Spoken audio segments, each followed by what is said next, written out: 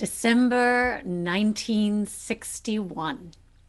Just about half a year after the merger of Unitarianism and Universalism, a few creative, spiritually courageous families gathered at Redwood Lodge to form a liberal religious UU fellowship in the Conejo Valley. If only we could time travel back to that moment and tell them about the fruit that those first few seeds would bear. Now, they were mainly couples with young families hoping to find a place to share their liberal views and gather together to provide an open-minded religious education for their children. Nothing like that existed in this area, so they created it, they birthed it. These early Chalice pioneers formed the Tri-Valley UU Fellowship and affiliated with the Unitarian Universalist Association in February of 1962. The fellowship grew quickly during those years. It attracted many teachers, writers, and other trailblazing people with its stimulating lectures and programs. And among those early members were Sue Rosecrans and Thelma Williams, who shared earlier. Their members were energetic, visionary, and passionate about social justice issues. And they showed true spiritual courage and vision for a better world, qualities which thankfully prevail in this community to this day. Because of them, us. Now, our first vice president, Judson Weller, explained it this way in the Conejo News in February 1962. Most of the important groups of the last 2 centuries, which promote the welfare of mankind, have been started by or strongly supported by Unitarians and Universalists. Typical of these, he said, are the first School for the Blind, the Society for the Prevention of Cruelty to Animals, the American Red Cross, the first prison reforms, the first free public library, the anti-slavery movement, the first public schools, the first American nursery school, and more than 40 colleges and universities. Pretty impressive. Rapid growth followed, especially whenever civil rights issues came to the fore. We grew as we counted the John Birch Society and opposed unfair housing initiatives. And after the Watts riots in the mid-1960s, the fellowship had a brief collaboration with the Black Church in Los Angeles, and members marched in the civil rights movement. By the end of the 60s, the fellowship's anti-Vietnam activity had escalated, as you heard Sue talk about earlier. What began as writing letters to advise draft resistors grew into showing up at marches and then eventually providing sanctuary. Soon there were 50 members and 70 children, and there were regular community dinners, talks, and a weekly meditation group. In 1968, members decided to change the name of the community to the Unitarian Universalist Fellowship of the Conejo Valley, and that name was filed formally on May 20th, 1970. And we still use that name today with our additional nickname Chalice, which the congregation chose in 2018. Jean and Jerry Soule, some of our earliest members, wrote the purpose of the fellowship, which you heard Thelma mention earlier, and it was read in every service for decades. It said, and join me in speaking it if you know it, "The purpose of this fellowship is to foster a liberal religious community dedicated to the continuing search for truth, bound by no dogma, restricted by no creed, and using the democratic process. Affirming the essential dignity and worth of every human being, we join in fellowship in a quest of religious and ethical values to enrich our personal lives, to grow in understanding of ourselves and of our world, and to serve others." Because of them, us. This fellowship has always been a nurturing, loving, welcoming place, but we needed a meeting home. By August 1970, we had bought and begun renovation on a house with funds donated by the fellowship's founders. However, the frequently visiting Buddhists, rabbis, and Hare Krishnas posed an interesting problem. All of that joyous chanting and cymbal clashing, singing and shouting, and a killer 70s stereo system didn't really appeal to the neighbors. However, it might have been the parking situation that was the straw that broke the camel's back. So we needed to find a new home, and the house sold at the end of 1974. For a while, we wandered from place to place until 1977, when the fellowship moved to Jan's house at the Arts Council and Cultural Centre until 1982. And you'll see Sue Rosecrantz's children in this photo over on the right-hand side. After that, we moved to the amphitheater at Cal Lutheran University before settling into Fellowship Hall at Church of the Oaks for most of the 80s. In the early 1980s, the Reagan years, fellowship members attended an anti-nuclear protest at the White House. And you can see them here standing outside, advocating for peace. The 1970s and 80s also saw an important commitment to women's issues and empowerment, as Thelma mentioned, which led to the start of the Women's Evening Group, which still meets today.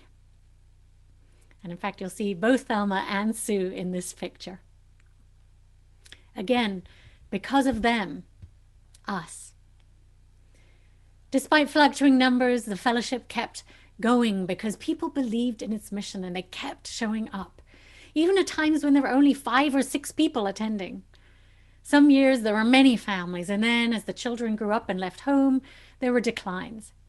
But throughout, many of our currently still engaged members, like Thelma and Sue, Floyd and Mary Martin, Joanne Van Reenen, Frances Pardee, Todd and Lorella Hess, Mary Freed, Ed Lathrop and Arlene Bloom, kept things going. They are our historians.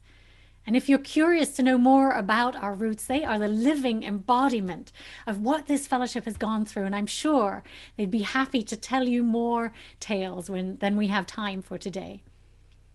And they kept showing up and offering their skills in leadership, in music, in worship, social action, and religious education. And I want to publicly thank you all for your enduring commitment to this fellowship. And I think they're pretty much all here today.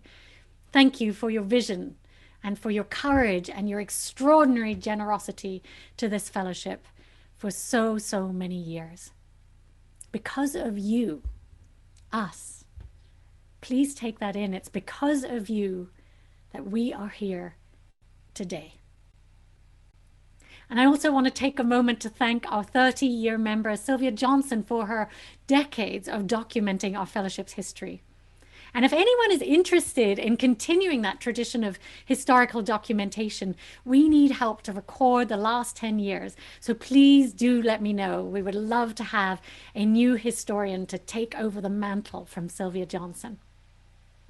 But back to our story. After a stint at the YMCA and Old Meadows Park, 1994 marked a return to the Church of the Oaks. And this is where newer members were instrumental in getting our fellowship growing rapidly again. And that's where we also started our first choir. You'll see them here, and I believe Frances Pardee was at the piano. By the late 1990s, the fellowship moved again to the Goebel Senior Center, where we had to do church in a box. And for those of you who don't know that phrase, church in a box means you go in early, you set everything up in a room, and you transform it into a sanctuary as best you can. And then as soon as you're done, you remove all signs of children and the existence of church each Sunday. Kind of like when the circus comes to town, but you have to do everything in a 3 to 4 hour window and leave no trace. In 1998, with the help of the Unitarian Universalist Association, we were able to hire and subsequently call our first professional full-time minister, the Reverend Dr. Betty Stapleford. And this was a big move, to go from a lay-led fellowship to a professional ministry model. But we needed help with the fellowship's growing membership and in all of its programs, and Reverend Betty brought all that and more. In the early 2000s, we provided sack lunches for the homeless. We were involved with Manna and the Crop Walk, and we joined the United Farm Workers protest to support the picked sweet mushroom community. There you see us marching. And then we decorated bowls to feed the hungry at Thanksgiving. We held pagan services, dancing around the maypole for Beltane. And we'll just wait for that slide to come up. There we go. And then our theatre program put on plays of social import such as the Laramie Project, Quilters, and the Vagina Monologues. We staged a fundraiser for ending atrocities in the Congo, and meanwhile, Feeding Hands offered once a month hot meals for the homeless, which continues today. Later that decade, we worked hard against Proposition 8, which banned gay marriage. We staffed phone banks, we held vigils, and initiated Interweave to support the LGBTQ plus community. And we also certified as a welcoming congregation, committing to affirm and celebrate the LGBTQ plus population. Because of them, us. Throughout the years, my friends, we've held special rituals, pagan festivals, study groups and classes. We've had camp outs and camping trips and run men's and women's Dharma and book groups. And our community forum program brought hundreds of interesting speakers on challenging topics to the fellowship and wider community. It was started 13 years ago this week in 2008, thanks to Pamela Lopez and Matthew Wiseman. And that very same year, the fellowship was able to raise enough money to finally secure our own buildings.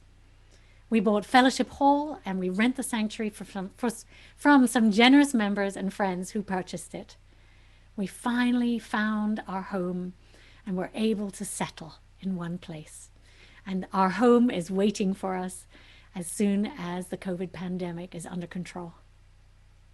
Soon thereafter, in 2011, under new leadership of Reverend Laura Brandis, the fellowship's second settled minister, we adopted our mission statement. And you'll see that up in our sanctuary on our walls. Well, it's a little hard to read with me because it's small there, but it says, we nurture spiritually courageous people who transform our world through justice and compassion.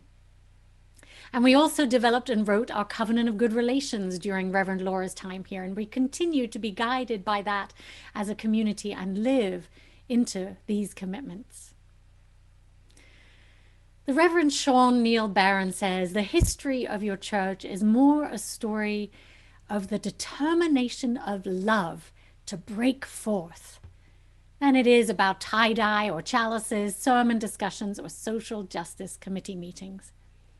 So how is love increasingly breaking forth?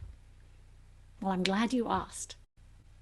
Just in the last 5 years since I've been with you, we've continued to advocate for and partner with those most in need. Between protesting the former administration's heartless and intolerant policies, to helping support a grieving community after the mass shooting in Thousand Oaks, we mustered plenty of spiritual courage. And if you recall, all of that was followed by 2 separate wildfires converging on our new home. In fact, the fire's edge literally came within a few hundred yards of the fellowship. And I know Chuck Fernell showed up to protect our home. As a result of the danger of an in-person gathering with just a couple days' notice, we hosted our first entirely virtual worship service. Little did we know at that time that that would help us with the major transition that the pandemic has forced upon us. Because of you, us. Undaunted and further inspired by the urgency of our mission, we followed this with the launch of our capital campaign, and we received over $800,000 in pledges towards paying down our fellowship hall debt to bring about financial sustainability. Oh, and let's not forget our year-long discernment in 2018-19 around our nickname, for which the congregation chose the name Chalice. And then 1 year ago next week, as I mentioned earlier, we were thrown another curveball in the form of the pandemic. And we pivoted quickly to successful virtual church. And yet, despite not being able to give each other hugs or to be together in person for a year now, this community is thriving. Chalice continues to provide a healing, comforting space for people worldwide now. And we're reaching out to support our neighbors more than ever. This past year, while socially distant, we served the wider community by bringing food and supplies to families in need. Chalice supported farm workers and healthcare workers We wrote thousands of letters and texts to ensure voting access and registration nationwide. And despite pandemic constraints, we are living our mission. We are showing spiritual courage every day together. But what does it actually mean to show spiritual courage? As I see it demonstrated by this fellowship, there are some consistent traits. First of all, the fellowship was founded on the idea that we need to lead with and live our Unitarian Universalist values. Our principles and mission inspire us to envision and work for a world fueled by love and justice and concern for all. And you've witnessed that throughout our fellowship's history. Next, spiritual courage calls us to question, to stay open, and to keep transforming ourselves. Members who've been here a long time have learned not to get too attached to a certain way of being or doing things in this progressive fellowship, and they've rolled with changes. They've allowed for the growth and transformation that has kept us fresh and vibrant and relevant in meeting the challenging and changing needs of the evolving world around us. And they've also shown commitment through good times and bad. They've stuck by us through times when it seemed like our doors might close, to thriving times, like now, when we wondered how everyone was going to get inside. Because of them, us. And another spiritually courageous trait is to be generous, to be welcoming and inclusive, even when it's challenging and we can't see the future. This fellowship was started with faith and hope by a few people with limited funds, and yet it continues to flourish today with over 200 active members and many more friends, and our own home because of the generous engagement and commitment of all involved. By the way, I ask please for you to forgive me if I've missed someone or something in this historical account that's really important to you. Like turning your favorite novel into a 2-hour movie, it's just impossible to include everything that mattered over those 60 years in a 20-minute sermon. But know this, know that every piece that happened in this amazing tapestry has been an important contribution to all that we witness today. So thank you. Because of them, us, and for future generations, because of us, them. At a UUA stewardship training that I did recently, we were taught that congregations go through natural cycles of growth and decline. And typically the cycle begins with an emerging church created by a few determined people focused on a vision and purpose. And then the emerging church transforms to a growing church as new members join. And during the growing church phase, purpose and vision are paramount, and more staffing becomes absolutely necessary. And after a time of growth, churches then typically go into a consolidation phase in which there is more structure and clearer governance with a greater commitment to facilities and staff. And then if there's not a renewal of purpose and vision, a church may begin declining and head towards dying. However, hang in there. There's a good however here. If the congregation is able to reconnect with its purpose and vision and discern issues relevant to today's population, it can move into another period of growth, a phase of renewal and evolution. And it seems to me that Chalice is currently in the consolidation phase. We're earnestly seeking to retire our mortgage on Fellowship Hall. We're transforming scarcity to sustainability in our finances and hopefully even thriving soon. We have strong structures and systems in place, as well as dedicated volunteers and a great staff. I've never worked with a better overall team than the amazing staff and so many of you devoted volunteers. Together we share and evolve this ministry. Together we're powerfully making it through this pandemic and making a difference in our world. Friends, we're on the cusp of stepping into our next phase of growth and creativity. And our dream now is to touch more lives, to create a hybrid ministry available to all who want in person, but also accessible virtually to anyone worldwide. Our vision is to raise and empower the next generation of spiritually courageous kids who will one day be leading Chalice and our wider community into a bold new world. That was a major part of the impetus to birth this congregation 60 years ago, and it's never been more relevant and important than today. Excuse me while I wet my whistle. But to get to this exciting phase, to launch into our next period of growth and thriving, we need your help. In the next month alone, we're launching a new BIPOC, a Black, Indigenous, and People of Color group. We're hosting a multi-congregation service next week focused on racial justice and raising money for Black Lives of Unitarian Universalism. We're doing a young adult-led trash pickup next Saturday for everyone in the community to clean up their neighborhoods together. And we're holding a sleepover party for your stuffed animals, live streamed to children's homes. And we're planning to help farm workers with an Easter service food drive. By the way, adults are welcome to bring their stuffed animals too. We're doing all kinds of generous service as a community to the community.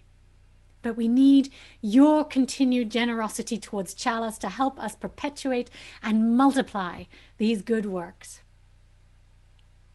In the book, The Paradox of Generosity by Christian Smith and Hilary Davidson, I learned that generosity is actually empirically proven to change the giver's life for the better. Smith and Davidson's research tells us that giving money, volunteering, being relationally generous, being a generous neighbor and friends, and personally valuing the importance of being a generous person are all significantly, positively correlated with greater personal happiness, with better physical health, a stronger sense of purpose in life, avoidance of symptoms of depression, and a greater interest in personal growth. And they've even found that generosity leads to a longer life. So what else do we need to be persuaded to be generous? It sounds like an amazing gift to our lives. Inspired by Chalice members, this winter my family and I started a habit of making bags of food and necessities for homeless people. And we try to have a few of them in our car and hand them out whenever we see someone in need. And every time we do this, it feels so joyful inside. We just want to do more. And Chalice offers opportunity to do things like this regularly as a community, collecting and delivering goods and making food for those in need. So inspired by this book and by so many of you, my family has decided to raise our pledge to this fellowship again this year. Even though my family is going through some challenging times, we believe so strongly in the good that Chalice is doing that Michael and I are raising our pledge by 5%. Now, I know some of you are generously raising your pledges by 10% or more, and that's extraordinary. Thank you. It helps those of us who can't do as much. So many of you have continued to be extremely generous towards Chalice, even during the pandemic, and we're deeply grateful. So whatever you can do to help Chalice at this time is meaningful. You'll be part of making history and taking us to our next chapter that our descendants will talk about one day. Because of us, them. So I invite you to ask yourselves, what part do you want to play in transforming the world around you? I look at Chalice as a mutual fund for goodness, a mutual fund that grows, supporting our capacity to do good in the world. Now, you may be here to find comfort, companionship, and compassion, or to work collectively to bring change to the communities around us. But rest assured, giving to Chalice will touch so many lives in addition to your own. Because of you, them. Margaret Mead said, "Never doubt that a small group of committed, thoughtful people can change the world.